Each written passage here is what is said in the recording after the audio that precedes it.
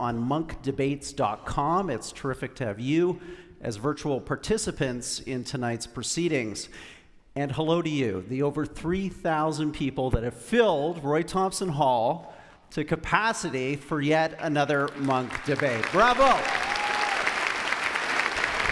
Bravo. Tonight represents a milestone of sorts for the Monk debates. This is our 15th semi-annual event. We've been at this for 7.5 years now, and our ability, debate in and debate out, to bring the brightest minds, the sharpest thinkers here to Toronto to debate the big issues facing the world and Canada would not be possible without the foresight, the generosity, and the commitment of our host tonight. Ladies and gentlemen, please join me in an appreciation of the co-founders of the Orient Foundation, Peter and Melanie Monk. Thank you, guys.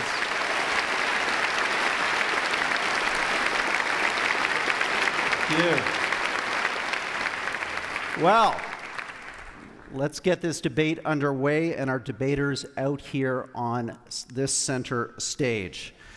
Arguing for the resolution, be it resolved, the West should engage, not isolate Russia, is the Emmy Award-winning journalist, top-rated Russian TV broadcaster, and best-selling author, Vladimir Pozner. Vladimir.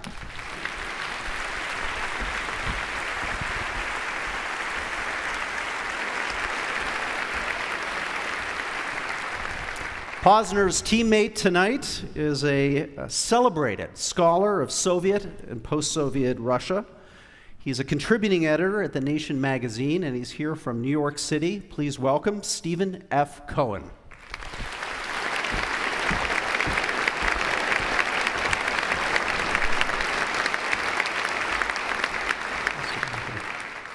Well, one team of great debaters deserves another. And arguing against the resolution, be it resolved the West should engage, not isolate Russia, is the Warsaw-based Pulitzer Prize-winning author and Washington Post columnist, Anne Applebaum. Anne, come on in.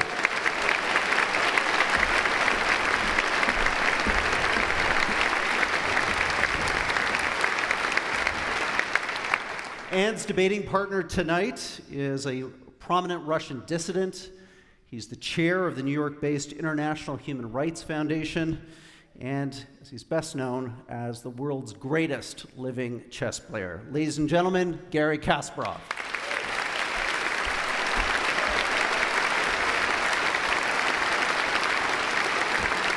Thank you. Well, a little pre-debate business to take care of. 4 quick items. Number 1, power up your smartphones. We have a hashtag going tonight, Monk Debate. You can input on what you're hearing on stage, give your analysis and commentary on the debates. Also, we've got an online poll going that's available to people here in the audience and those of you watching online. That URL is www.monkdebates.com/vote. That's going to take us through the next hour and a half with instantaneous audience reaction to the proceedings here on stage. Next, very important, it's counting down already, the clock. This is going to keep our debate on time and our debaters on their toes. When you see this clock reach 0 or approaching 0, I want you to join me in a round of applause. Again, that'll move us through the evening quickly and keep us on time. Let's now review, though, how this audience here in the room voted on tonight's resolution coming into this debate. You were asked, agree or disagree? Should the West engage or isolate Russia? If we can have those results now up on the screen.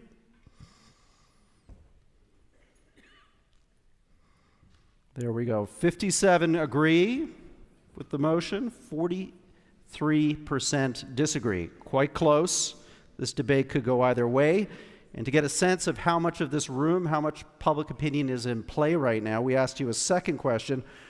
Depending on what you hear tonight, are you open to changing your vote? So let's have those. That's a yes, no, simple yes, no. 86% of you. This is an indecisive audience. Come on, what's going on here? 86% could go either way. So debaters, this debate is very much in play. As we agreed Beforehand, the order of opening statements. Mr. Vladimir Pozner, your 6 minutes starts now. Thank you. I haven't yet started and the clock is moving. Could you go back to 6, please? Thank you. Ladies and gentlemen, I have not come here to argue Russia's case. I have come here to argue the case that isolating any country is not only counterproductive, but dangerous, especially when the country is as big, as wealthy, as powerful, and as unpredictable as Russia. Allow me to share with all of you a bit of history. When the Russian Empire crumbled in 1917 and the Bolsheviks came to power, the West refused to recognize first Soviet Russia and then the Soviet Union. Isolation and non-engagement was the word of the day, and so for a decade or so, the country was cast by Western media as an evil power and left to stew in its own juices. The prediction was that it would inevitably fall apart, that it was economically dead in the water, that its people would rise up and destroy the regime. As we all know, none of this happened. In 1929, the West was hit by the worst economic crisis in its history. Meanwhile, in 1929, the USSR announced its first 5-year plan of economic development.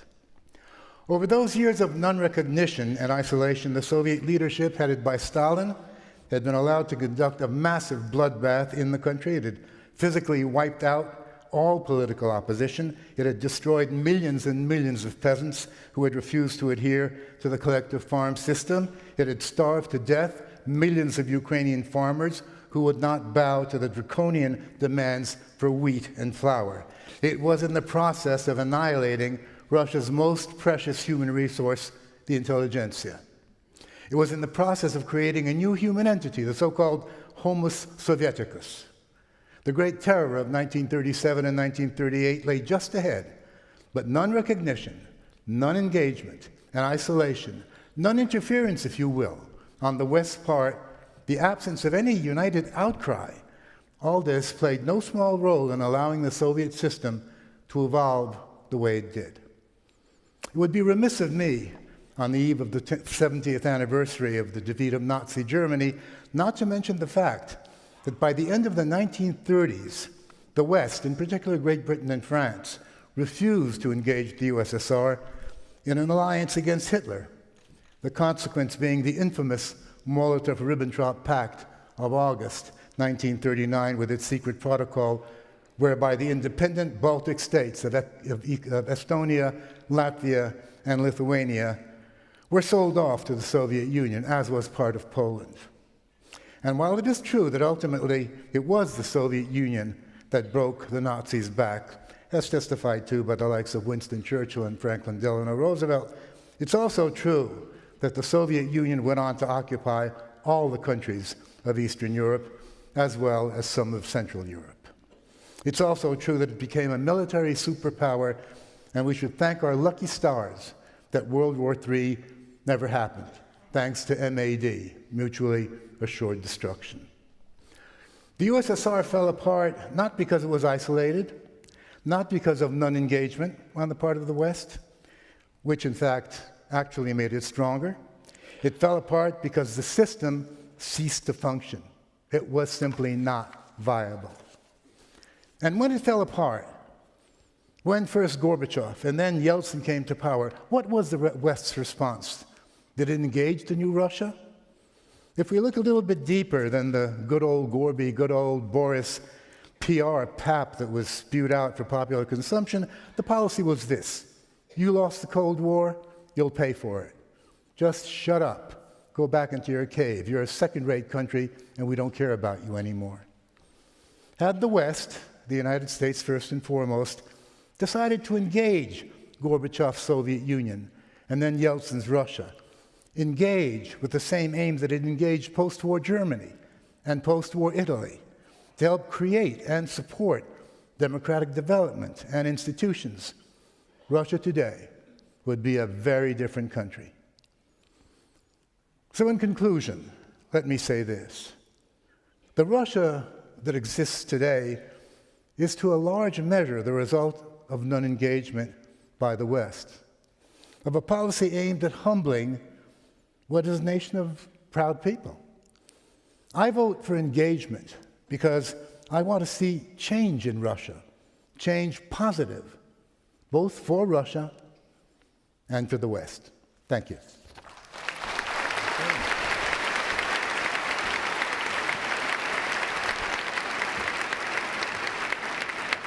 And Applebaum, you're next. Thank you very much, Rudyard, and thanks to this fantastic sellout audience. But no thanks to whoever wrote the resolution, which Garry, Kasparov, and I must oppose this evening. I, like the rest of you, believe very strongly that engagement is a positive thing.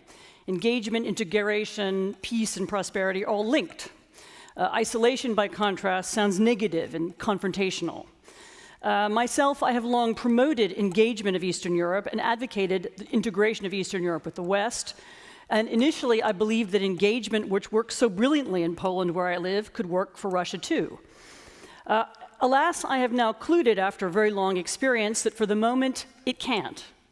For this current Russian regime, as it now exists, cannot be engaged. Putin's Russia is not just another autocracy or a traditional Russian dictatorship, as Stephen Cohen will probably tell you. Russia's current leaders are not simply the political rulers of their nation. They are literally the country's owners. They control all of its major companies, all of its media, all of its natural wealth. During the 1990s, they took over the Russian state in league with organized crime, using theft, graft, and money laundering. As a result, Russia is one of the most unequal countries in the world. 110 Russians now control 35% of the nation's wealth. Many of those people also work in or with the Kremlin. Whatever you want to call this system, a mafia state, a feudal empire, it's a disaster for ordinary Russians, but it is also extremely dangerous for everybody else. For in order to stay in power, in order to keep this tiny group of people enriched, Putin and his cronies have long needed not only to spread the system to their immediate neighbors, but to undermine rule of law and democracy in the West as well. How does this work? Well, Putin and his henchmen badly need to keep the international financial system safe for corrupt money. To do so, they buy Western politicians, for example, the former German Chancellor, Gerhard Schröder. When in power, he stopped an investigation into a financial scam closely connected to Putin. Schröder now works for Gazprom.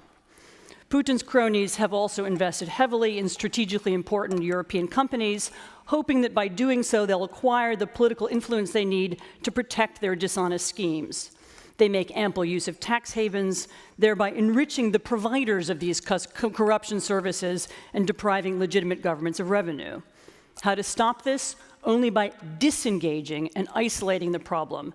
Let's get Russian money out of the Western financial system. A second example. Putin and his henchmen are often frustrated by Western multilateral institutions, such as the EU and NATO. A united EU energy policy would make it much more difficult for Russia to use its gas pipelines, as it does now, to blackmail and bully its neighbors.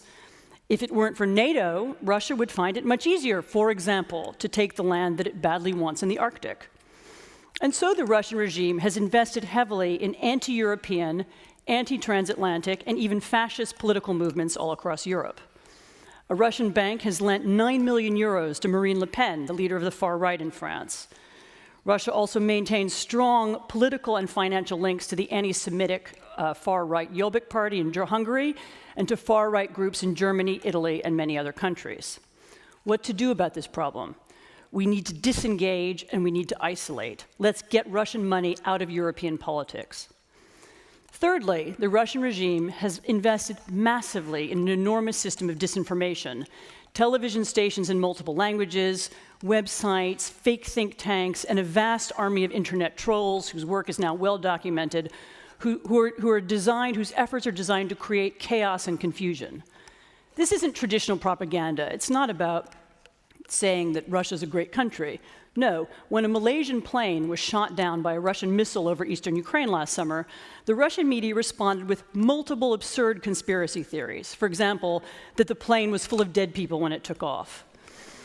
But even on an ordinary day, Russia Today, the Russian English language channel, is capable of reporting on the CIA's invention of Ebola. The point of these stories is to create a fog of disinformation so that no one knows anymore what is true and what is not. How can we break through this fog and shore up our traditions of objective reporting?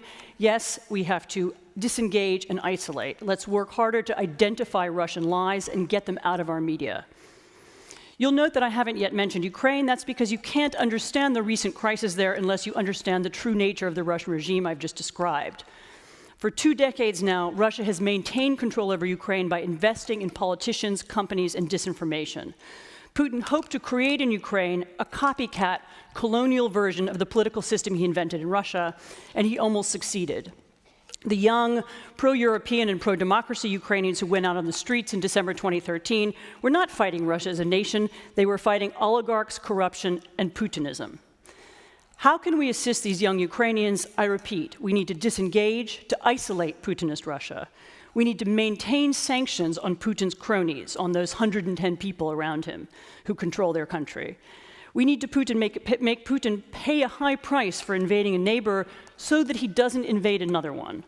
And the best way to do this is through disengagement and isolation in this sense.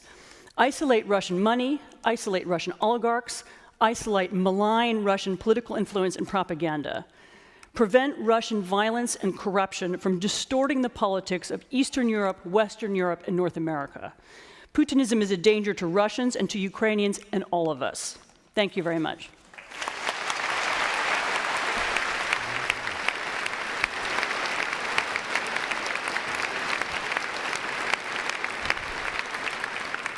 Ten seconds on the clock, Ann. That was impressive. Stephen, you're up next. Do I get Volodya's minute? Alas, no, you can't take it back. Unlike Miss Applebaum, I come here, my first trip to Canada, as a patriot of American and Canadian national security on behalf of my family and yours. To achieve that kind of security in the world, we need a partner in the Kremlin. Not a friend, but a partner who shares our fundamental security interest. And to achieve that, we must not merely engage Russia, we must pursue full cooperation on security and other matters with Russia. That is our real reality today, that national security, ours and yours, mine and yours, still runs through Moscow. This is an existential truth. Why? In this debate, I have a favor to ask of you. Remember what the former United States Senator Daniel Patrick Moynihan once said. It's profound. I quote, "Everyone is entitled to his or her own opinions, but not to his or her own facts." Please keep this in mind, because here are the facts. The world today is much more dangerous, less stable, less ordered than it was 25 years ago when the Soviet Union existed. There are more nuclear states, but less control over nuclear weapons, over nuclear know-how, over nuclear materials. There are more regional conflicts, more open ethnic and religious hatreds, more political extremism and intolerance. As a result, there is more terrorism and in more places. And making all this worse, there is more economic and social deprivations and resentment. And, as we all know, there are more environmental dangers and foreseeable shortages of the Earth's resources. Here's the other fact. It's not an opinion, it's a fact. Not one of these existential dangers can be dealt with effectively without Russia's cooperation, no matter who sits in the Kremlin. Even after the Soviet Union, Russia remains the world's largest territorial country and one that straddles the fateful front line between Western and Islamic civilization. Russia still has proportionally more of the world's natural resources, from energy to fresh water, than any other nation. And of course, Russia has its arsenals and stockpiles of every conceivable weapon of mass destruction. Still more, whether we like it or not, Russia still has sympathizers, partners, and allies around the world, even in Europe, and even in the Western Hemisphere. These are facts, not opinions. What's the alternative? Our opponents say it is to isolate Russia. They mean to weaken, destabilize, and carry out regime change, as if they could in Russia. They rely not on facts, but on three fundamental fallacies based on their opinions. for which there are very little, if any, facts. Fallacy number one. In this globalized world, it is impossible to isolate Russia. Russia's too big, too rich, too interconnected in today's world. Russia has many options apart from the West and in the West. One example, ever since several months ago, President Obama said it was American policy to isolate Russia. The Russian state, under Putin, has signed more agreements, financial, political, economic, and military with foreign states than has Washington. Russia is connected. Russia has other places to go if we push them out of the West. Fallacy number two, isolating Russia from the West will not make Moscow more cooperative or compliant. Instead, we know what Russia will do. It's doing it today. It will turn elsewhere, above all to the East, above all to China, and to many other dozens of regions and regimes that harbor resentments against the West, America and Europe and Canada. And what will Russia do if we so isolate them? It will sell them nuclear reactors. It will sell them excellent weapons. It will give them credit. It will protect them politically at the United Nations with its veto. Fallacy number three, a weakened, destabilized Russia will make every danger I have listed worse and create new ones. Consider, for example, if this policy of isolation with its sub-policy of weakening Moscow were to succeed, what would become of Russia's weapons of mass destruction if Moscow's control over them diminished? Think about that. Think about yourselves. Think about your children. Think about this kind of madness. Is that what we really want? Finally, what arguments at base do our opponents make in favor of trying to isolate Russia? None that I can see. The towering example, and inevitably Ms. Applebaum would admit it, is Ukraine. What is Ukraine? It's entirely Putin's fault. The West bears no responsibility. It's the first time in modern history that only one side is entirely. We made no mistakes in our policy whatsoever. This is not factual. But leave Ukraine to another debate if you wish. I want to end by pointing out what Ukraine has already cost us in terms of our national security. It is losing us a security partner in the Kremlin, not just Putin, but perhaps for generations or at least years to come. It is splitting Europe against American leadership and possibly undermining the transatlantic alliance. And having plunged us into a new Cold War, it is bringing us closer to an actual war with nuclear Russia than we have been since the Cuban Missile Crisis. These are the facts.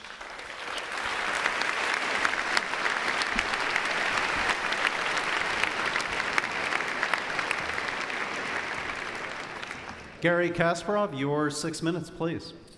Thank you very much. I'm here in this audience, not as just neighbor of Mr. Cohen, because we both live at Upper West Side in New York, which was not my first choice, but as a patriot of my country, Russia. I don't feel very comfortable arguing against the resolution because my dream from early days, when I was a kid, a chess prodigy, traveling abroad, playing under Soviet and then eventually under Russian flag, was to engage my country, to make it a real factor in the progress of humanity. I knew that despite the regime that I hated, Russia, the Soviet Union at that time, had a huge potential. Its intellectual, cultural, and also national resources. And it seemed to me that, and for many others, for millions in my country, in Eastern Europe and elsewhere in the world, that in 1991, our dream came true. So the regime collapsed. And we all remember these days, celebrating crowns, pulled down a statue of KGB founder Felix Dzerzhinsky and talked about purification and escaping from a cage. It was not an easy time.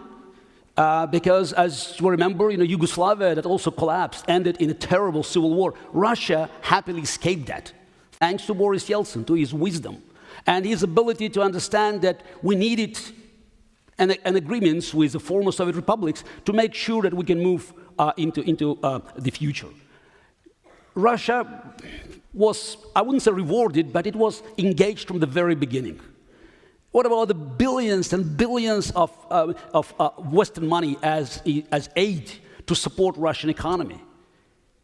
And in 1998, during the financial collapse, its IMF loan actually helped Russia to escape from abyss. And by the end of Yeltsin's rule, Russia was already on the verge of recovery. Actually, the highest growth of GDP in Russia was in year 2000. And then Putin comes in. So that was probably the gravest mistake Yeltsin made. And we had a KGB lieutenant colonel 9 years after the collapse of the Soviet Union. First thing he did, he restored Soviet anthem, just for those who had ears to hear what was his long-term agenda. And during these years, we saw the total collapse of this feeble democracy under Yeltsin. First, it was turned into one-party dictatorship, and it ended up with one-man dictatorship, the most unstable and dangerous form of governance, because it's all about one man. It's the whole legacy of the regime based on his charisma and his ability to exalt the audience, and the whole propaganda machine works for his greatness. And again, we know from history that after running out of enemies inside the country, he turns elsewhere. In 2005, I stopped playing chess, and I turned for some people mistakenly called Russian politics, because when you say politics, you think about political parties being funded, you think about debates. Russia has no live television or public debates. You think about fundraising and many other things, elections. So I knew it was an uphill battle where my chess experience couldn't help me at all, because in chess we had fixed rules and unpredictable results. In Putin's Russia, it's exactly the opposite.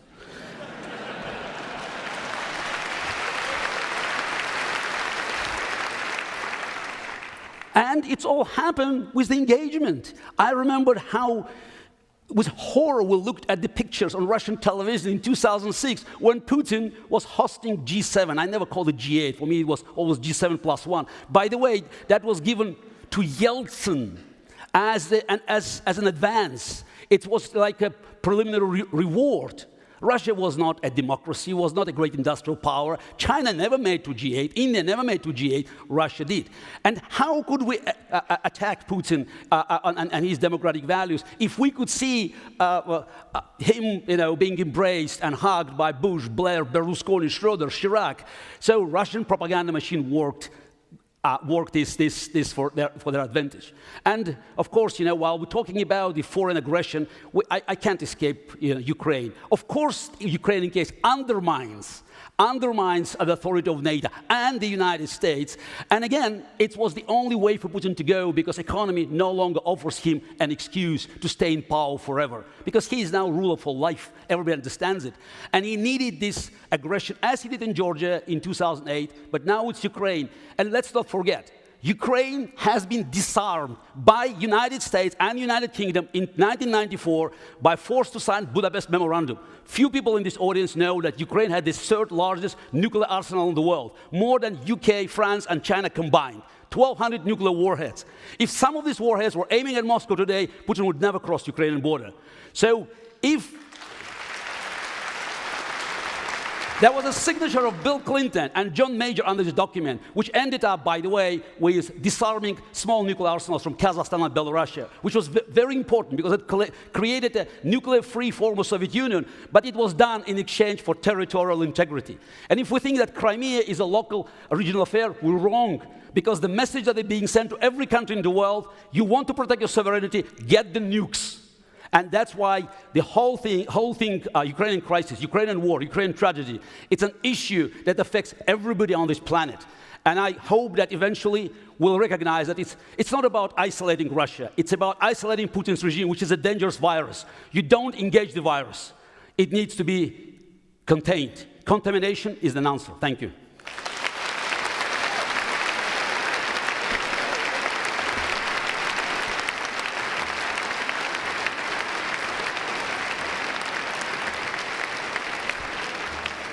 Strong opening statements for a great debate. And now we're going to go to timed rebuttals. I want to give each side an opportunity to rebut what they've heard. We're going to ask the pro side to speak first. Vladimir, you've got 2 minutes to reflect on what you've heard from Anne and from Garry.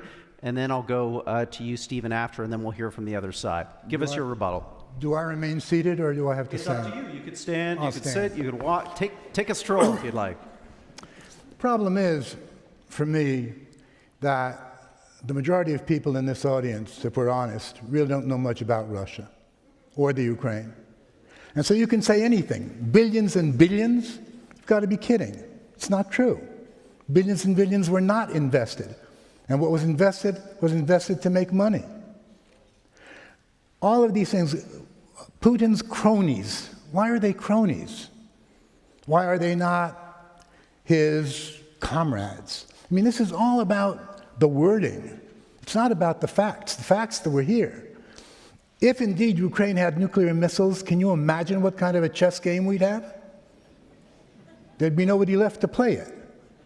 Is that what we're looking for? Thank heavens they don't have missiles in that country. And the fewer missiles that there are in the world, the better it's going to be. So I'm not going to get into this, you said this wrong, and nitpicking kind of stuff. To me, the really basic thing is, do we want a Russia that is pushed out of everything, doing whatever it's doing, in no way answering for what it does, not under any pressure from outside because it's not engaged? Or do we want engagement? And who is it better for? Is it good for the West or is it bad? Is it good for Russia or is it bad?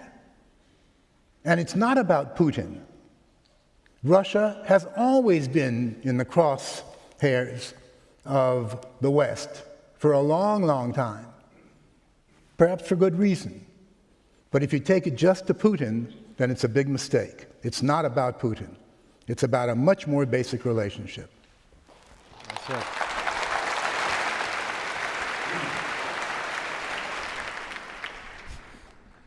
I didn't know that Mr. Kasparov was stalking me. I had no idea he lived on the Upper West Side. And I'm hoping that it'll end up in a coffee house there for a friendly talk. But I wouldn't want him making any Western policy. This becomes, and it stays in this debate, and in the United States particularly, a discussion of Putin.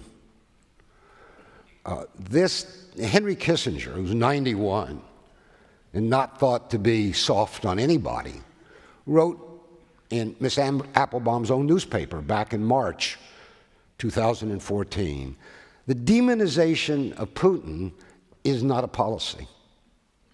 It's an alibi for not having a policy. And I would say that Dr. Kissinger could have gone farther and said, the demonization of Putin is an excuse to abandon analysis, to obscure perilous facts that face us, and to make statements about an evil in Moscow, a mafia state, a Hitler. It's not true.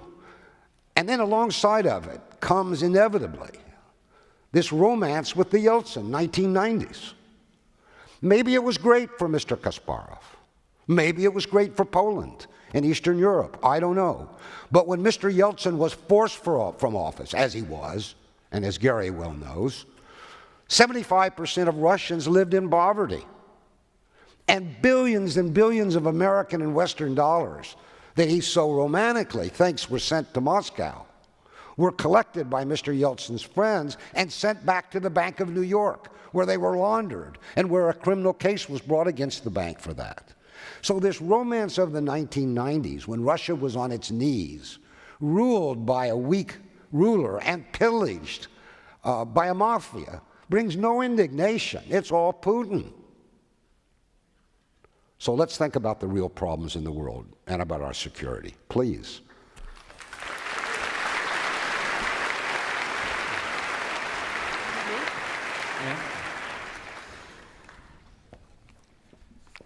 To be clear, the Russia that we have today, the current Russian regime as it exists now, is the result of our failed policy of engagement.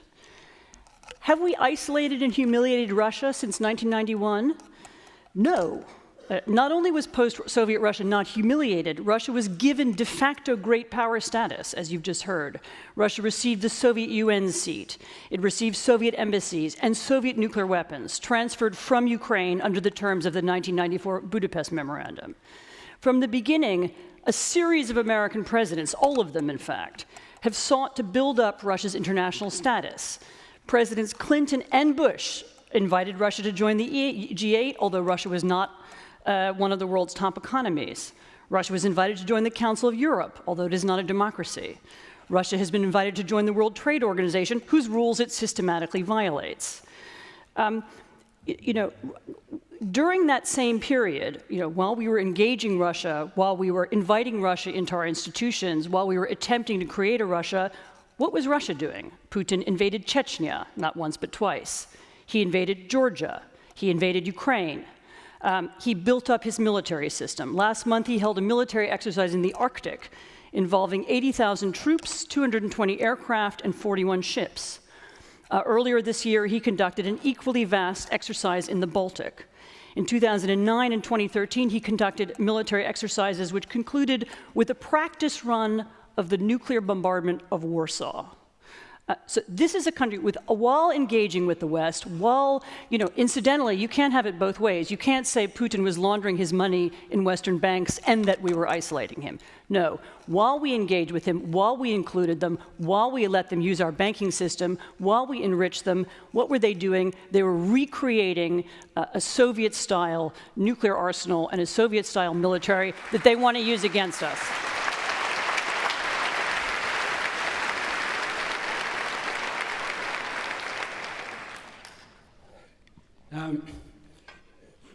Always willing to learn. It's the first time at this debate I heard that policy of engagement in the 20s could prevent Stalinist terror. I always believed that it was a criminal regime founded by Lenin and Stalin and others, and whatever West did in the 20s was irrelevant. And it was Lenin who said that we'll use them as useful idiots who will sell us the very rope that we'll use to hang them. Vladimir Lenin. I'm not here to tell that Yeltsin's regime was a perfect democracy. I have a lot of criticism, and I believe Russia missed great opportunities to be turned into a proper democratic state with established institutions and normal check and balance system. It didn't happen. And there's a lot of criticism to Yeltsin, which is justified. But again, we avoided the worst. We avoided Yugoslavia, which could have happened if we had someone like Putin there. And yes, I agree, there was massive corruption under Boris Yeltsin, especially in the second term, when the oligarchs were ripping off the country. And these very people who were stealing these funds, they convinced Yeltsin to appoint Putin to protect them. Because they didn't care about democracy, they wanted to protect the oligarchy. With very few exceptions, these people are still around. And when we talk about Putin's friends, oh, that's great, If you're so lucky to share the same desk with Putin in the school or to be in a judo class, you are now on the Forbes list. The country, as Anne said, owned by very few families. And it's ironically, all these people that are so close to Mr. Putin, they're fighting for power, and this is it's a fight for survival. And that's the only item in Putin's agenda, to stay in power, and he will do whatever, because he has no other choice. He will commit every crime to make sure that he can stay in Kremlin.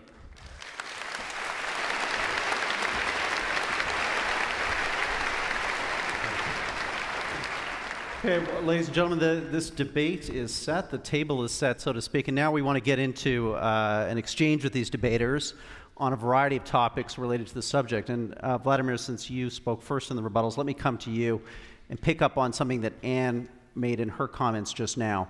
A lot of people in this audience probably wondering, Obama's reset, the famous reset, the degree to which this administration previously had attempted to roll back a series of policies of the previous Bush administration, which were seen as exclusionary to Russia. What did that lead to? It led to Crimea. It led to the Ukraine. How do you respond to the perceived failure of that policy? First of all, it did not. Secondly, the knowledge of Russia was so poor that they even misspelled the word reset in Russian. We had to correct them for that. It would be funny if it happened in English. This did not lead to Crimea at all. If you want, when we're talking about whether or not Russia was humiliated, Yugoslavia is a perfect example. The bombardment of Yugoslavia, when Russia begged not to do it, begged, and that was in Yeltsin's times. the Russians were told, just shut up. And since the UN would not condone it, NATO did it. And then, of course, Kosovo was allowed to leave Serbia, although it had been part of Serbia for over 500 years. Why was that possible? Why were the Russians ignored? That's the kind of humiliation that has led to the greatest anti-American sentiment in Russia that I have ever known, much more than during Soviet times. The average Russian today is absolutely anti-American, and that wasn't the case. It was anti-Bush, anti-Reagan, yes, but not anti-American. There's a reason for that. It's not just propaganda. There's a lot of propaganda. No, there is a propaganda. There's a lot of propaganda. Now, my mother is 78. She was born and raised under Stalin. She said she never heard such a concentrated message of hatred. Well, your mother... 24/7 on Russian television. Why are you yelling? Why are you yelling? I have good hearing. Because you are... I have good hearing. Because That's how he always talks. I'm Russian also, and I know Russian. I don't He's get it. Russian. Oh, so Russians yell, that's the idea, right? They also drink vodka, dance, play the balalaika, and all of that. I don't Russians drink. are regular, normal people. What I'm saying is this. Your mother had her experience. I think I'm even older than your mother. Yes. And I lived in the Soviet But Union. we lived on a different side of the fence. No, You not were on the necessarily. propaganda side, we were on the opposite side, listening No, to you. not true. You don't know anything about me. The propaganda in Russia was very different. It was far less sophisticated because Russia was totally isolated. You mean in the Soviet Union? Soviet Union. Today is more sophisticated, I agree. And today it's much more sophisticated. Absolutely. It's much more dangerous. So I'm not saying it isn't. But what I'm saying is better paid. the average... Would you not interrupt? No, I'm saying... But the average Russian, I'm saying to you, sadly, is anti-American. Sadly. So, okay, then let's have you guys reflect on that. I mean, It's not true, what you saying? What Vladimir is saying is that the policy of, call it what you want, containment, isolation, is stoking the very anti-American sentiments that empower Putin and his ruling clique. And why don't you respond to that?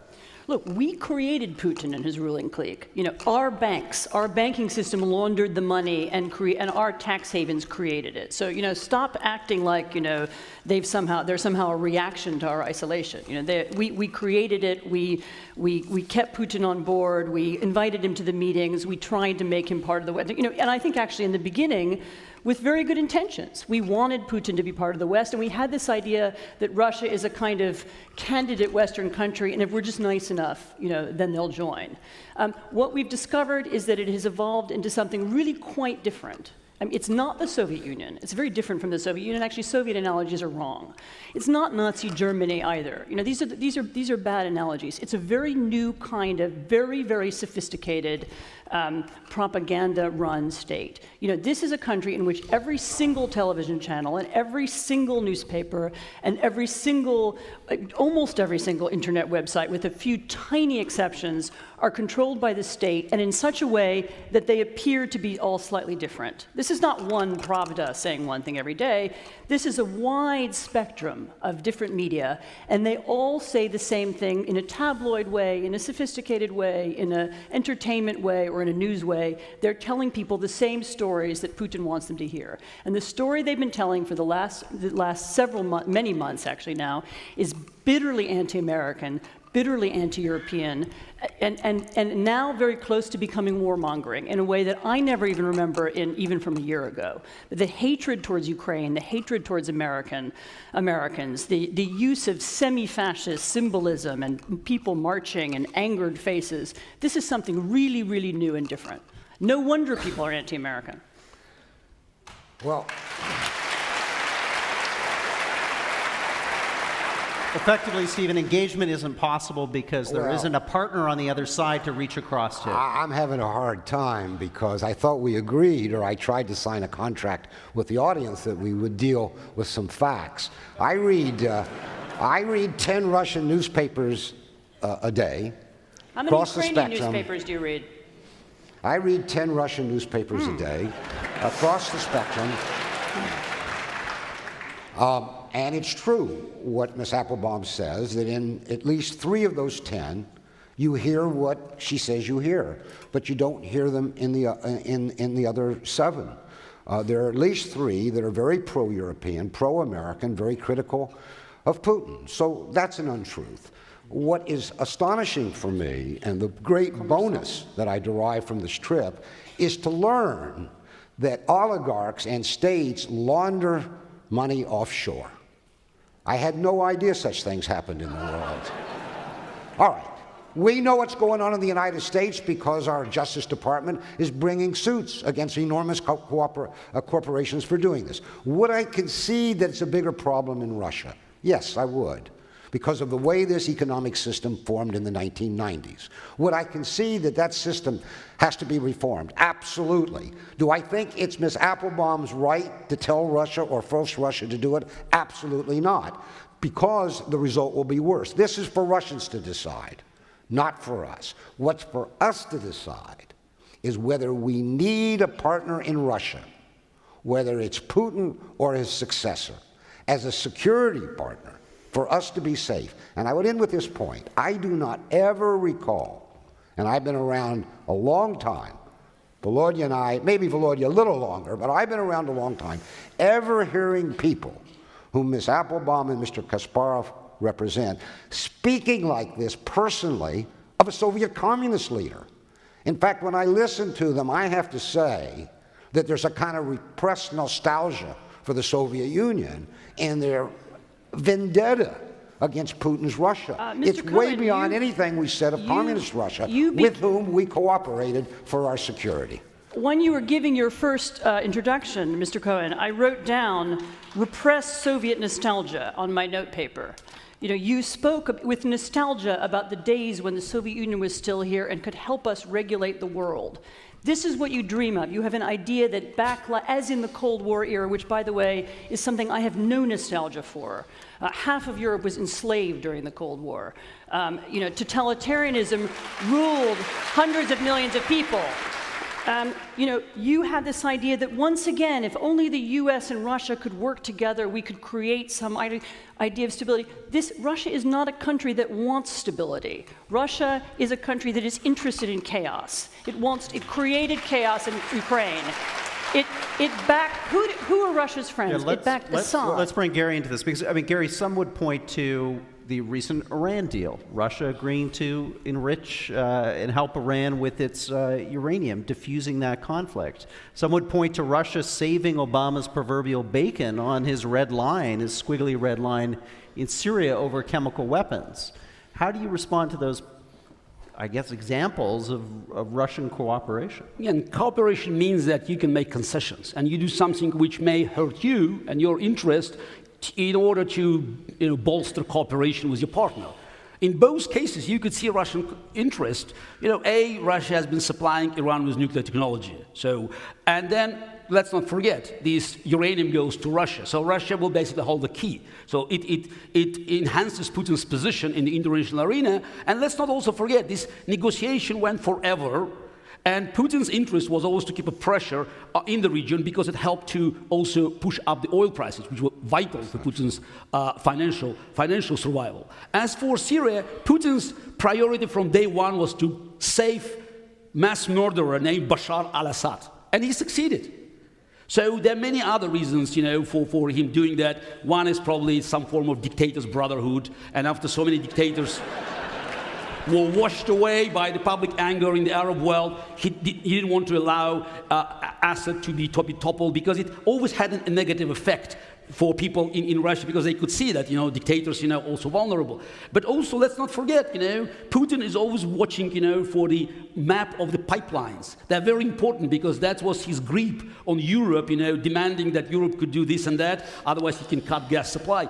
Potentially, Syria is vital for Qatar, Iraq, Syria, Turkey pipeline, which could make Russian Gazprom redundant. So in both cases, Putin played the role of a savior, white knight at the 11th hour, but he was the greatest beneficiary.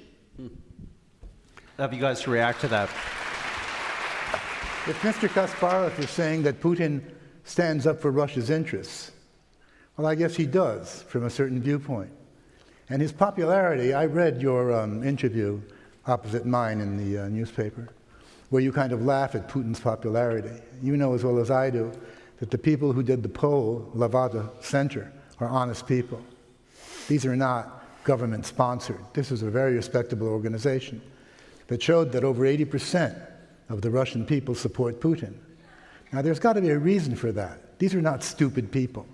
Propaganda is propaganda, but these are people who lived a long time. They know what propaganda is. And what they do see in Putin, and I'm not defending Putin, I'm explaining a situation. What they see in Putin is a man who has brought Russia back, that no longer Russians feel that they're second place, kind of, that they're really not a great nation, that they've been told by others, just get out of our face, and now we're back, and if you don't like us, we don't care, but we're back, thanks to Putin. That's the feeling they have. This is something that has to be understood. Good or bad, it is a fact, and there's a reason for it. It's not just because it's an autocratic state. And when my colleague here talks about Russian media, he's right. There's a lot of media that says things not at all like what Ms. Applebaum is saying. You have Echo Moskvy, you know very well it says those things. You have Novaya Gazeta, you know very well it says those things. You have Komsomolskaya Pravda, which says so-so. You have Moskovsky Komsomolets, which says something else. What I'm saying, it is... Give me a break. Okay. Look, it is about... We give you Novaya Gazeta. Yes. It is about as different as ABC, NBC, and CBS. About as different. Name one television station. Name one television station. It's exactly Name one television station. It's exactly the same thing. It's propaganda on both sides. It is. Ooh. Yes. No. See, the people. I haven't heard moral equivalence in a long time. The people here do not read Ukrainian newspapers. Perhaps they do, but Russian they don't. So they don't know what's happening in Russia. When was the last time you've been in Kyiv? You're telling them. When was the and last they time either accept one of it. you was in Pardon Kyiv? me? When have you been in Kyiv last time? When last time you were in Kyiv? You know, this is funny. I was in Kyiv 2 years and some ago to receive the honorary title of Man of the Year of the Ukraine. There we go. Man of the Year of the Ukraine. Let me bring Stephen into this. Stephen, you want to interject? I hope you noticed that the chess master just got checkmated. Did you there? Did you notice that? Look. From Yanukovych. I dig what they're about, and I understand this fixation on Putin. I really do. Personally, I don't care much about Putin because I wish I was going to live long enough, because I'm a historian, in 20 years to see how historians evaluate Putin's role as a leader of Russia. And I think it's going to be a big debate, the pluses and the minuses, and I don't know how it's going to come out. And that would be an interesting debate to have here today. But let me address your attention to what the elephant in the room we haven't mentioned. All this embracing of Russia in the 1990s, all this wonderful things we did for them, but weren't we also expanding NATO toward their borders? And you say, so what? Okay, so I come over, I find out where you live, and I park all my military equipment across the street. And I say, I'm just here for your security. I'm making sure nobody breaks in your house. And then I notice that you brought a few other folks along, and they've got all their military equipment in my backyard too. And then you're suddenly in my soft underbelly in the South in Georgia. But don't worry, this is for your security. And by the way, NATO is about democracy, and you need democracy. All right, let's be serious. We were warned and warned and warned by the Russians we liked in Russia, the liberals even, and Garry knows this, were worried about this, and came to Washington and said, you're pushing too far. Eventually, wait a minute, don't use up my time, eventually, rightly or wrongly, but perception is everything in politics, the Russian political elite decided that this expansion of NATO was a way of making sure Russia would forever be a subservient state to the West. And that the brass ring, well, the silver ring was Georgia, and there was a proxy war there because of this in 2008, but the brass ring was always been Ukraine. It's spoken openly in Washington. Now, be honest, if you think this is a good policy, if you believe we should push our power as close to Russia as we can, bring Ukraine into the Western security system, because it's good for us. Then say so, and then let's debate that issue. But let's don't go on about the demon Putin and the rest, because the reality is that the Russian understanding of what Ukraine is about is what NATO expansion has been about from the beginning, and that the Ukrainian crisis arose because, rightly or wrongly, the Russian political class believed that NATO was on its way not only to Kiev, but to Crimea. Now, we can say it's crazy, but perception is politics, is everything. And you want to be safe in this world, you isolate Russia, they're going to perceive us in an even more extreme form, and we will never be safe. Okay, let's go to Ann on this rebuttal on NATO. I'll say it as you invited me, Mr. Cohen, it's crazy. First of all, number one, why did NATO expansion happen? Let's tick back the clock again to the 1990s. Who did it come from? Who wanted it? It was the Central Europeans who wanted it, who asked for it. Initially, it was not an American idea. It was a Central European idea, and I remember because I was in Warsaw when that happened and when it first came up. Why did the Central Europeans wanted it? They wanted it because they were afraid. They were afraid of Russia even then. They saw what Russia was becoming. Very reluctantly, the United States agreed to expand a security zone so that 100 million people would be able to make a transition to democracy, begin economic development and growth without fear of invasion. And it worked. It was unbelievably successful. It worked? It worked for the Central Europeans. Yes. 100 million people were safe. You know, a region that had been the source of 2 world wars has not been a source of conflict since then. How did we do it? It was carried out in a manner designed to reassure Russia from the beginning. Russia was included in every piece of negotiation. No NATO bases were ever placed in the new member states. Until 2013, no exercises were ever conducted in the new member states. In response to Russian objections, and this is a very important point, both Ukraine and Georgia were openly and definitively denied NATO membership in 2008, and that has been repeated ever since, and it is not on the table now. What are you looking at me like that? In 2008, it was stated by the... In 2008, you asked me what I was... There was a NATO meeting, and they said there will be no membership plan for Ukraine and Georgia. It isn't happening. And since then, it hasn't been on the table, and it's not an issue. Well, they said something else in 2008. They said they said something else at that meeting in 2008. We seem to remember a different event. No, I don't remember it differently. I read it the other night. Well, you won't let me finish the sentence, so how can I tell you? They said, however, NATO membership remains open to Georgia and Ukraine if they qualify. And it remains open to Russia as well. You said theoretically? It remains open to Russia as well. Please. The point is, of course it's open to come Russia. in on this. I know this isn't something you feel strongly about. It was turned down. And wait, and I haven't finished with my last point. And what's been happening since then?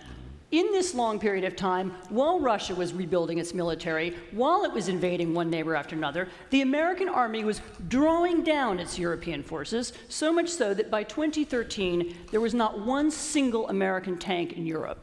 This is an aggressive policy. There is no way that Putin believed in a genuine military threat from NATO. This is something that he has been using at home as a way to consolidate his power. Okay, let's go to Vladimir on this. We'll go to Vladimir for here. And I'll come to you. The NATO discussion in no way consolidates its power at home. In no way. As far as the people are concerned, it has nothing to do with his power.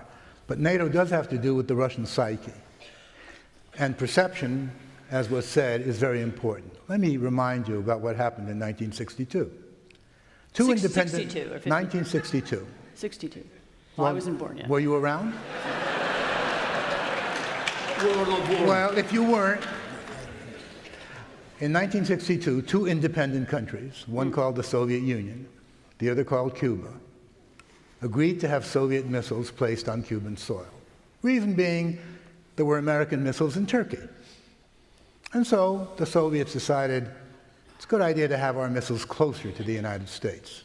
This was the height of the Cold War. 2 countries have the right to make that kind of decision. When the United States found out that this was happening, It said, no, you will not do this. And if we have to sink your ships, we will sink them. And if as a result World War III happens, it will happen. These are facts. Yeah, and so the Soviets, sorry, and Mr. the Pozner, Soviets turned around. One of the things that the U.S. May I negotiated finish my, with, that NATO, no, you can't May I? finish. Oh, I can't. Well, thank you very much. And that's the way they speak to Russia. Okay. Exactly. It's not okay. NATO It is not negotiated with okay. Russia. It is not negotiated okay. with Russia an It's impolite agreement to not begin to with, move nuclear missiles. And that's not the way you debate, unless maybe it is. I don't know. That's how So, you become man of the year in Ukraine. So I will repeat, that did not happen. Under Now, Yanukovych's Ukraine. rightly or wrongly, the way Russia looks at NATO, it sees it as a threat. Why was NATO created? To protect the West, Western Europe, from a possible Soviet invasion. There is no more Soviet Union, has not been one for over 25 years. The Warsaw Pact, which was kind of the Soviets' answer to NATO, is no longer there. Mikhail Gorbachev, who I tend to trust, told me 3 times that James Baker, who was then Secretary of State, told him, if you agree to the unification of Germany and taking down the Berlin Wall, I tell you that NATO will not move 1 inch to the east. Now, you may say he's lying, but I don't think he is. I think he's telling the truth. And the thing is that during the Soviet period, which didn't last very long after that, NATO did not move to the east. It moved under Clinton. And when the Russians started saying, what's going on here? I mean Yeltsin. He was told, no, we have no agreement with you. We had an agreement with the Soviet Union, but it's no longer there. You're Russia. And so in 1991, Poland, Czechoslovakia, which is still Czechoslovakia, became members of NATO. And then it was followed later on. I think it was in 1991. Yeah. Of course not. You'll find it was later And in than that. 99, it was followed by Romania. 98 and 2002. Well, look, let's not. The argument isn't about dates, it's about Tweets, please, All right. I may have gotten the date mistaken, but nonetheless, No, it matters, and I'm going to finally, explain to you why. Yeah. finally, NATO found itself on Russia's border, in Estonia and in Latvia. This is Russia's border. Now, again, you may say, but there's nothing dangerous about that. I'm telling you, this is perhaps the result of Cold War mentality. But NATO is seen as a threat. And what the Russians have said about Ukraine, rightly or wrongly, is we will not allow NATO to be on our border in the Southwest. Will not allow. As America did not allow the missiles, we will not allow this. You can condone it, not condone it. That is the reaction. That's the way it's seen. You perhaps think that NATO is not dangerous. Fine. Let me, okay, this is the couple of points, and one is just, I heard about Russian elite. Mr. Cohen repeatedly said it. There's no Russian elite making decisions. There's one man who makes all the decisions. And by the way, this Russian elite, as a combined entity, knows exactly where to put their kids, their money, their fortunes, South Kensington, London, all the way from Riga to the west and to Miami, so probably in this country as well. Yeah, so that's why, the whole idea of the Russian elite, being afraid of the West, not true. Because they know that they can be saved, with their fortunes and the future generations here. And then another myth, of course, which I hear repeatedly. Putin is very popular. And whoever, Levada Center, I don't want to argue with you about the integrity. Yes, I agree, I give them full credit. Now, what is an opinion poll? Somebody calls you anonymously and asks, what do you think about Mr. Putin? That's an opinion poll. No. Now, I'm really proud for my country that there are 20% of people who say they don't like Putin to a potentially KGB agent who's calling them. Yeah. And also, what I hear, we're being accused of being, a Cold War warriors, warmongering crazes. But we want to live in the 21st century. What we hear is the 19th or 20th century. I hear America, Russia, America, sometimes maybe Germany. What about countries in between? There are some countries, and I believe these people have the same rights. I agree. I was in No, Kyiv you don't. not 2 years ago, but 2 weeks ago. So? And I proudly met these young Ukrainians who stood against corrupt regime of Viktor Yanukovych that was in power 2 years ago. And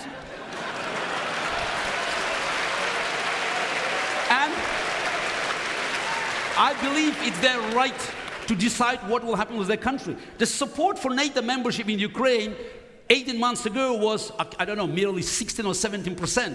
It's quadrupled. Guess why? And it's not just, Russian-Ukrainian war there.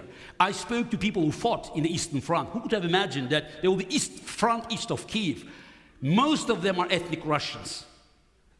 Russians from Kharkov, from the Dnipropetrovsk. They are fighting Putin's invading armies because they don't want to live in Putin's Russia. This is the Russia I want to see.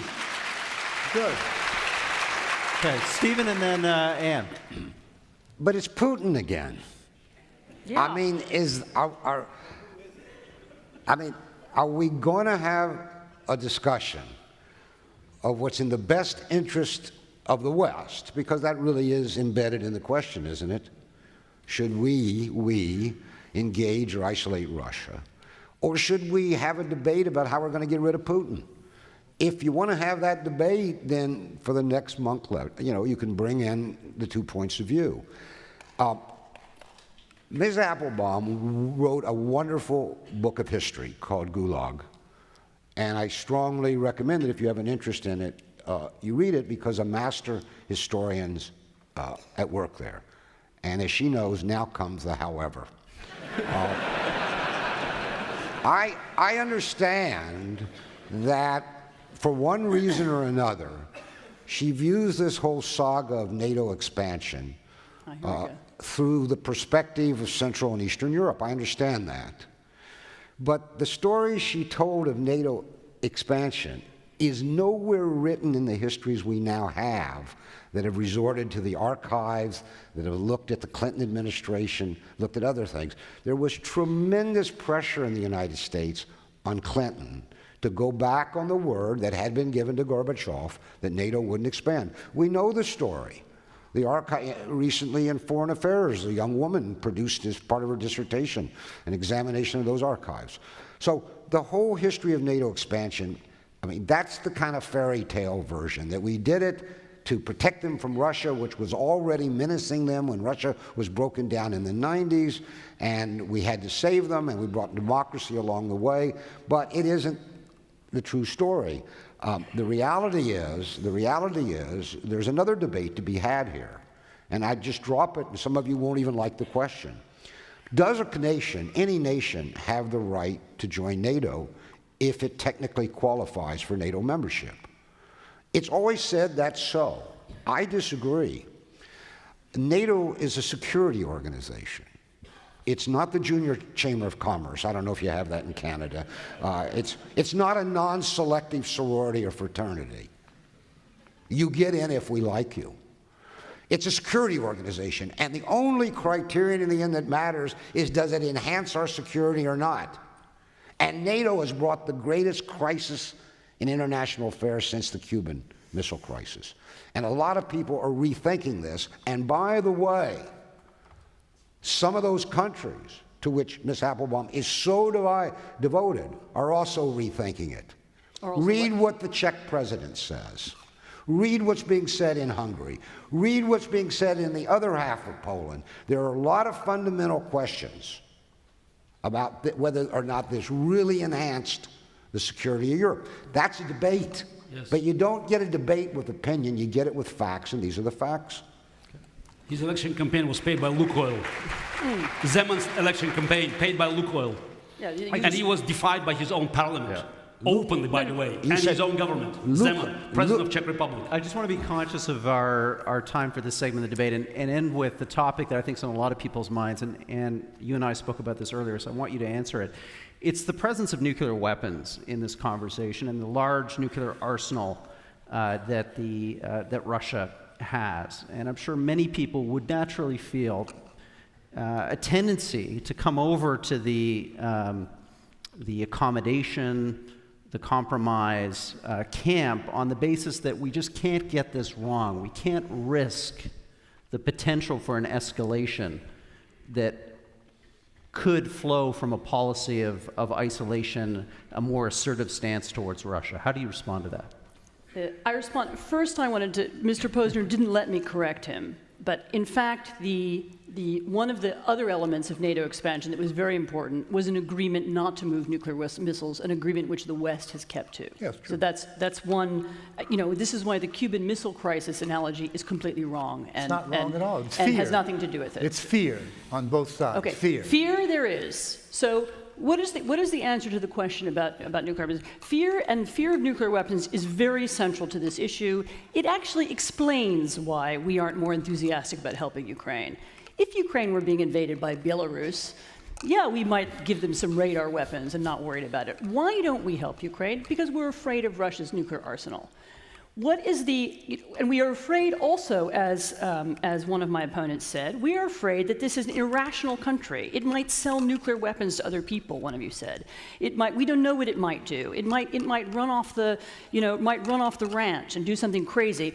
What is the way in the past in which we've dealt with a country like that? It's called deterrence.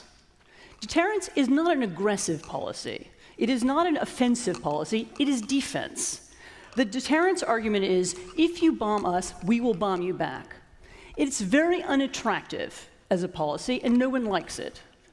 It's mutually assured destruction, Dr. Strangelove. It's a horrible thought. But given that this is the only policy we have that we know that works, and the only policy that we are capable of using now towards Putin's Russia, which does not want to be engaged with us anymore, which pumps out propaganda against us in all kinds of different ways, in all kinds of countries, whether it's, as you say, funding the Czech president's election, whether it's funding the far right in France. This is a country that doesn't want to be part of our system anymore and has made that very clear. What can we do? We can deter. We can make sure that Putin knows, that the Russian regime knows, and it is Putin and the word cronies, by the way, is an important one. Because what are they? They're just rich guys who are his friends, but somehow they're very powerful. What other word do we have to describe them? What we need is to make sure that that group of people knows that we would respond.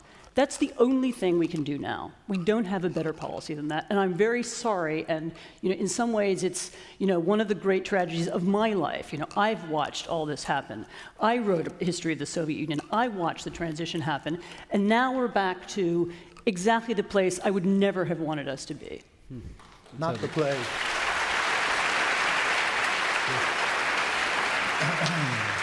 I think we're in a much worse place than we were, quite frankly. Because back then, there were two ideologies No, there are two facing ideologies each other. Now there's no ideology in Russia. Oh, yes, there's there no is. ideology. There And is. for most people, there isn't. They don't even know what is the future? What's the promise? What are we working for? Back in those days, whether it was true or not, it's a different good issue. old days. But for our children, those were terrible days. But there was an ideology, and it was from the start. And the Red Scare was about ideology, and you know it as well as I do. In this particular case, it's no longer ideology. It's geopolitics. It's whose interests. So why does this put us in a more dangerous position vis-a-vis nuclear weapons? Predictable. Because it's less predictable. And another thing has happened which is really interesting. Back in the bad old days, there was real fear of nuclear weapons. Yeah. Children hiding under desks, movies like The Day After. People were aware. Today, people aren't even talking about nuclear weapons. Except in It's Poland. it's as if they weren't there, but they are. Oh, they're talking about it. So in I Europe. think it's very dangerous. They're not talking anywhere. And I look into That is this not correct. very carefully. They're not present the way they used to be. Okay, And I think that's a bad thing. I'm going to go to Garry on this point, and then I'm going to give you, Stephen, the last word. I wish nobody would talk about nuclear weapons, but Russian television for last year have been talking about it, talking and threatening the West. What about the big billboards about turning America in the radioactive ash? Vladimir Putin publicly. About one person saying that. Come on. That's Channel 2, Russian television. It's like yes, one person says 100 million watching. It's like Khrushchev. And Vladimir Putin publicly said he would use nukes if the West would stand against him in Crimea. He already said it. He did not. He did not. No, he said it. Look, let's be it was truthful. A documentary He did and not. It was He did not say Yes, he he would didn't say use that, nukes. He said go on high alert. Pardon me? He said they talked about going on high alert. That's correct. And the United States has been on But high there is alert a difference. Come on. You can do, let's be a little bit more precise here. He did not say that. Khrushchev said, we'll bury you. Remember that? Yes. And I read in the books. Okay. Yeah. So And I there heard you go. Putin. That's a difference. So when some idiot says turn to nuclear, Putin an idiot? no, it wasn't he who said about ash. You know who said that? But he keeps talking about it. It was not he keeps he. talking about Russian nuclear If arsenal you as want- the argument. And it was on television, and the guy who said it was Dmitry Kiselyov, Yes. and we heard him say it. So it's not Putin. If you want talk about reality, you listen to a Rush Limbaugh on American television or something like that, and you say, oh, look what the Americans are saying. This is a jerk, you'll excuse me, saying what he's saying. But I That can, doesn't have mean jokes of all stripes it's- in American television. It's not a Russian and there's policy. only one color in Russia. And it's not an American policy. It's separate people. And let's make that very clear. Let's give Kiselyov, unlike American anchorman, is on the payroll of Kremlin. That's the difference. Stephen, let's give you the final say on this important point of how What's the the issue? threat of nuclear weapons flows into the discussion of isolation versus engagement. Nuclear weapons. I will take the rabbinical view here that both Kasparov and Pozner are right. Talk of nuclear weapons has reemerged. Not in the same way that we were conscious of them but the discussion has reemerged. Ms. Applebaum wrote a column recently. I don't think she put the head on it, but it was the ethos of the column, which essentially said we should rattle our nuclear weapons. And when people start talking like that, and she echoed that column here today, I think we know we're in dangerous territory. I would go even farther in alarm than Pozner, and I would say we are in a new Cold War, by whatever name, and it's potentially more dangerous than the last one. This is where the nuclear weapons come in, for several reasons. Because the epicenter of the last Cold War was in Berlin. This one is in Ukraine, right on Russia's borders. So imagine the possibilities for provocation, mistakes, and all the rest. Secondly, and this really worries me, during the last Cold War, 40 years, the great powers developed a series of rules of conduct. Hot phones, hotlines, constant discussion, meetings that kept us safe. This is a fact. I mean, this happened over 40 years. There are no rules of conduct yet in this new Cold War, and that's why anything can happen. A third reason is there's no opposition to it in the United States, and there was a lot of opposition before. But you will remember that one of the great achievements of Reagan and Gorbachev was to eliminate, and the only time a category of nuclear weapons had been eliminated, ever, intermediate cruise range missiles. I think it was 1987, if I'm not mistaken. That was an enormous achievement. It made everybody safer. Those missiles don't leave but 4 or 5 minutes for alert systems to perceive whether it's a seagull or a missile coming in. And there are a lot of recorded misperceptions on these radar systems. Now both sides, not one side, both sides are talking about reintroducing intermediate range missiles. The Russians are talking about putting them in Crimea and Kaliningrad. I think Garry would agree with that. They've said that, talked about it. And the United States is talking about putting them back in Western Europe. That's how dangerous it is.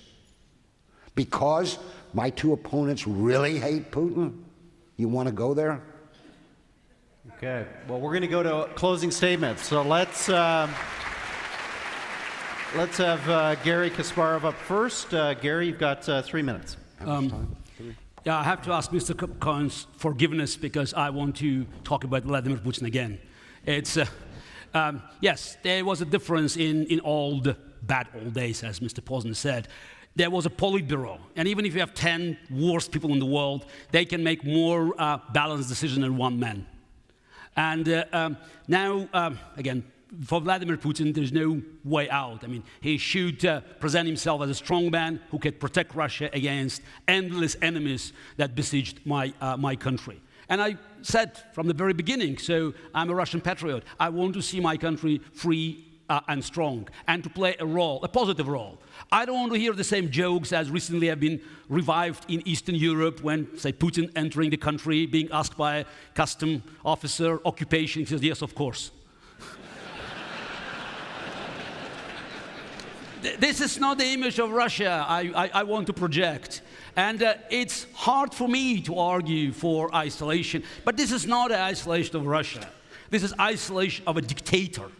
The strength of a dictator is like a mafia boss, a capo di tutti capi, the ringleader of the all-world thugs. And he keeps power not because he's elected, not because, he has some, birthrights, as a monarch, but because he protects everybody, because he's invincible, because nobody can go after him. And as long as he keeps this image of a strong man, he prevails. And every time the free world makes concession, he's getting more and more arrogant. If he's not stopped in Ukraine, he'll move further. He can start, provocations in Baltic countries to undermine NATO because he needs cows, he needs muddy waters. That's the way for him to survive politically. It's all about domestic politics because he has nothing else to offer. No more trump cards, but the foreign policy expansion. And talking about isolation, and again, we spoke a lot about the Cold War, and the name Henry Kissinger was mentioned. Yeah, I do remember. I was a kid, but I read the stories, and later I learned more about it. In 1974, there was a big debate in the US Senate about Jackson-Vanik. That was an amendment that put together the free trade with the Soviet Union and the human rights together. Bipartisan support. The administration and Mr. Kissinger spoke against it. And it was a great man. The man was my role model, Andrei Sakharov, who was under harassment, eventually ended up in exile, who spoke for, you may call it isolation, because that was the way to weaken the regime. It's very important that we send this message, not to Putin, forget him now. It's about his cronies, or about inner circle, or Russian bureaucracy, or a middle class in Moscow. They should understand that policy of engagement that enhanced dictatorship in Russia will no longer be in place, and the free world will stand behind its values and will think not about Putin's Russia, but rather the future of my great country. Thank you.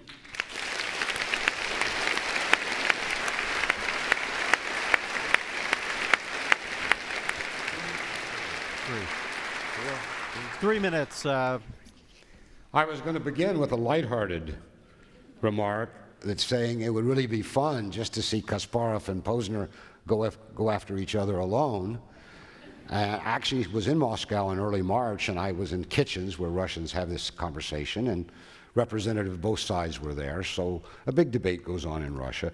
But when Kasparov said that he thought Sakharov was going to be on his side today, I suddenly felt, I wouldn't say angry, but really disappointed. Something should be sacred, and I think that's the name of Sakharov. Sakharov absolutely would not have supported the isolation of Russia, under no circumstances. His whole life, everything he wrote, no, Garry, the father of the Soviet hydrogen bomb derived a lesson from that, and that was we must engage on these issues. You need to go back and read. Worshipping somebody without reading them is probably not the way to go. And the same thing about Putin. I haven't come here. I am not pro-Putin. I have no sentimental attachment to Putin whatsoever. He's a subject, as a historian to me, of study. But I think if you were to read what Putin actually says, read his speech when they annexed Crimea, read what he said, they have driven us in a corner and we have nowhere to retreat to. You say, what do you mean? How did we drive you into a corner?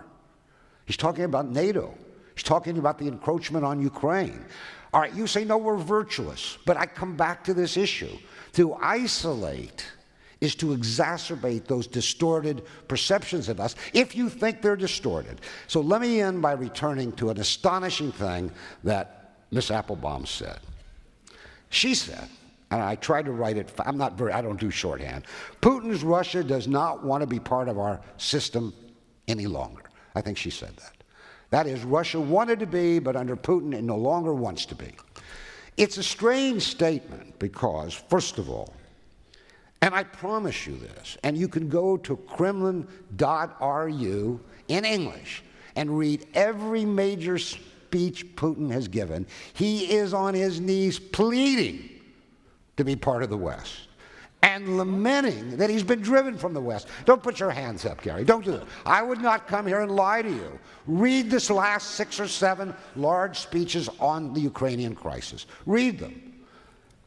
But there's one other thing. Russia was never part of our system.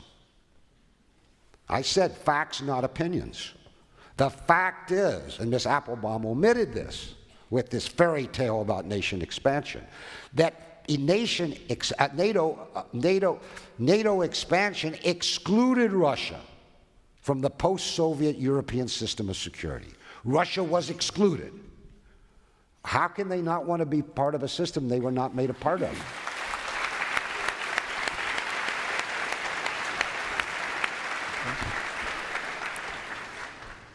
Ladies and gentlemen, it's no doubt been a very confusing evening. You have just heard 2 radically different accounts of contemporary Russia. You have heard, on one side, Russia, it's a little bit difficult. I don't really want to support it. I'm not really pro-Putin, but it's the kind of state we need to speak to, we need to engage with, we need to talk to them. You know, it's very important that we are reasonable with them so that we can continue to divide up the world the way we once did 25 years ago. On our side, you've heard an argument that this is actually a different kind of nation. You know, this is a nation that thinks differently. This is a nation where the reason we keep talking about Putin and his cronies, and, you know, as I said, we're searching for a word, is because these are owner-occupiers. You know, these are not just politicians. They own Gazprom. The owners of Gazprom are the leaders of the country. They use their businesses, they use their media inside their country, inside Ukraine, inside Central Europe, and inside all over the West in order to achieve their own ends. And what are their ends? Their ends are to remain in power. Everything, whatever it is that Putin does, his ultimate goal is stay in power. Whether it's build up his nuclear arsenal, whether it's carry out military exercises, whether it's claiming that Malaysian planes were shot down by Martians, whatever it's going to be, the idea is always about maintaining his power. We're forced to talk about him because he's so dominant. What you haven't heard from any of us much tonight, and certainly not from our opponents, is much about the people who have been the most important victims of the West's policy of engagement until now. And these are the young and energized Ukrainians who stood on the Maidan in the cold last year in order to fight Putin-style corruption and dictatorship. These men and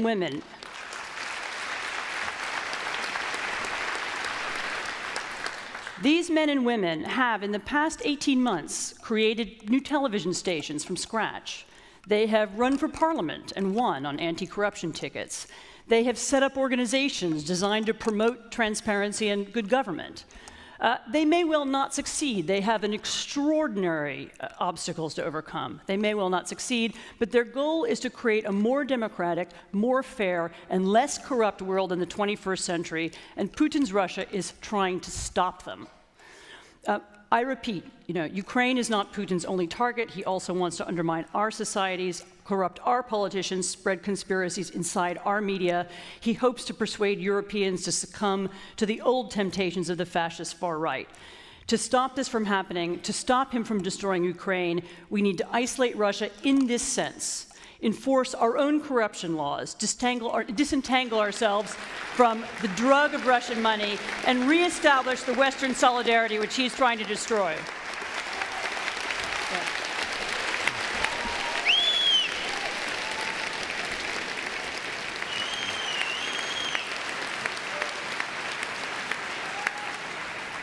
Mr. Pozner, the last word. Thank you. Thank you. I refuse to play this game of who's nice and who's not. I care about Russia. And I'm going to ask you, what are the consequences of isolating Russia? Well, as I count them, there's a minimum of 10. And all 10 are detrimental to the West. First, it plays into the hands of the chauvinist, anti-Western forces in Russia that dream of bringing down the Iron Curtain again. Second, it plays into the hands of the traditionally anti-Western Russian Orthodox Church. Third, it reinforces the feeling now shared by 73% of all Russians that the West, led by the United States, is the enemy. Fourth, it turns Russia eastward into a partnership with Communist China, a partnership that is both dangerous and threatening to the West. Fifth, it makes Russia ever more unpredictable. Sixth, it plays into the hands of Russia's military-industrial complex. Seven, it reinforces the traditional Russian desire to circle the wagons in view of what seems as a hostile environment. Eight, it minimizes any and all outside information for the Russian people who presently do have access to Western media, to Western movies, and to the internet. Nine, it cuts off travel for all average citizens, including tourism, exchanges, educational opportunities. And 10, it leads to the birth of a generation of Russians hostile to the West. What are the consequences of engaging Russia? By engaging Russia, and by this I mean opening its doors to as many Russians as is physically possible, easing visa restrictions, or waiving them altogether, allowing Russians to visit, to work, to send their children to schools and universities, to develop human contacts. The West, by that, will achieve a profound change in people's mindset.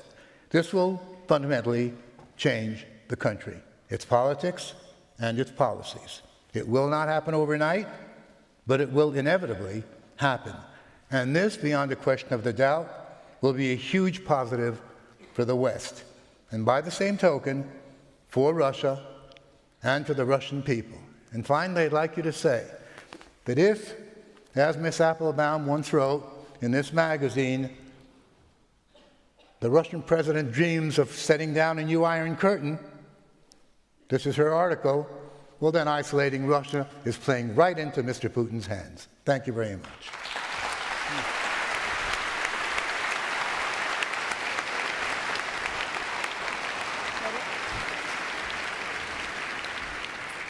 Ladies and gentlemen, we've been treated to a superb hour and a half debate. I want to thank, on behalf of the entire audience, our debaters tonight. Bravo.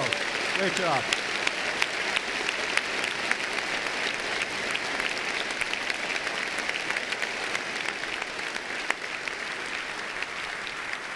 And again, a thank you to the Aurea Foundation for making this all possible. This is the type of informed conversation, regardless of what side of this issue you stand on, that I think we all benefit from. So thank you, Peter and Melanie, the Aurea Foundation, for making tonight possible. Bravo. So let's review where public opinion in this hall was at the beginning of tonight's debate when we asked you to vote on the resolution, agree, disagree on, be it resolved, the West should engage and not isolate Russia. Get that up now. Try to do it from memory. I think it was 43%. 53, I think, engaged. 57-43. There we are. 54% agree, 46% disagree. So very close. And then we asked how many of you would be open to changing your mind. We saw a big number there in terms of people's views being in play, 89%. So this debate is very much up for grabs now. All of you have a second ballot in your program. Please use that to vote on the way out of the hall. We're going to have the results for you in the reception a little bit after 9 p.m. And again, thank you all 3,000 of you, for turning out for tonight's debate. Let's go vote!